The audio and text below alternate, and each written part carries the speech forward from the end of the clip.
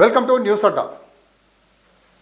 ప్రస్తుతం ఎమ్మెల్సీగా కొనసాగుతున్న విజయశాంతి రాములమ్మ అలియాస్ విజయశాంతి కాంగ్రెస్ పార్టీకి అల్టిమేటం ఇచ్చిందా? మరి కాంగ్రెస్ పార్టీకి ఒక షాక్ ఇవ్వబోతుందా అని అయితే తెలంగాణ రాజకీయాల్లో ఒక చర్చ కొనసాగుతున్నది. తెలంగాణ కాంగ్రెస్ రాజకీయాల్లో ఇప్పుడు రాములమ్మ తన రూట్ను మార్చబోతున్నారా? పార్టీ అధిష్టానం ఇచ్చిన పదవిపై ఆమె చాలా అసంతృప్తిగా ఉన్నారా? అంటే నిజంగానే ఆమె అసంతృప్తిగానే ఉందని అనుకుంటున్నాయి. గాంధీ భవన్లో వర్గాలు విపరీతంగా చర్చించుకుంటున్న వైనం. ఎన్నికల ముందు కాంగ్రెస్ గూటికి చేరిన సీనియర్ నేత సినీ నటి విజయశాంతి ప్రస్తుతం పార్టీ వ్యవహారాలకు కాస్త దూరంగా ఉంటున్నట్లయితే కనిపిస్తోంది.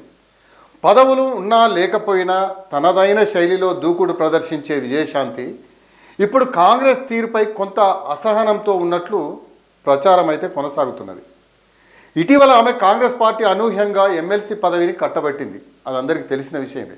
అసలు సీనియర్ల లిస్టులోనే లేని పేరు ఆమె పేరు తెరపైకి ఎట్లా వచ్చింది? నేరుగా ఢిల్లీ స్థాయిలోనే లాబియింగ్ చేసి పదవి దక్కించుకోవడం అప్పట్లో పెద్ద సంచలనమే సృష్టించిందని చెప్పవచ్చు.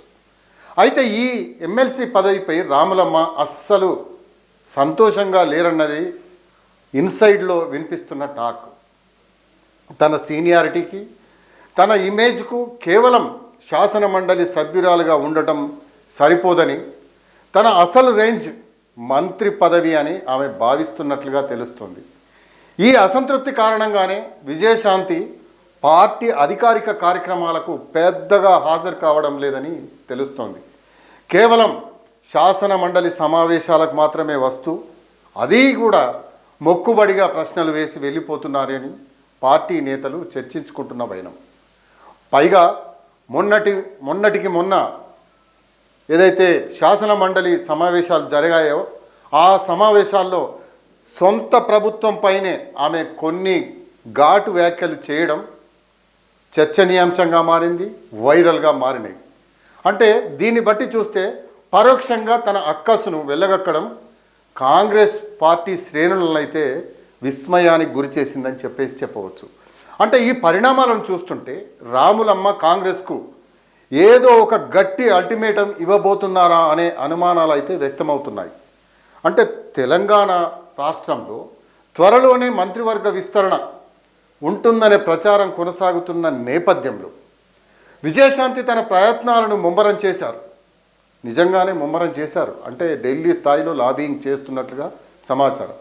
అయితే ఇక్కడ స్థానిక నేతలతో సంబంధం లేకుండా నేరుగా హైకమాండ్తోనే ఢిల్లీలో ఆ హైకమాండ్ కలవాలని ఆమె డిసైడ్ అయినట్లుగా తెలుస్తోంది.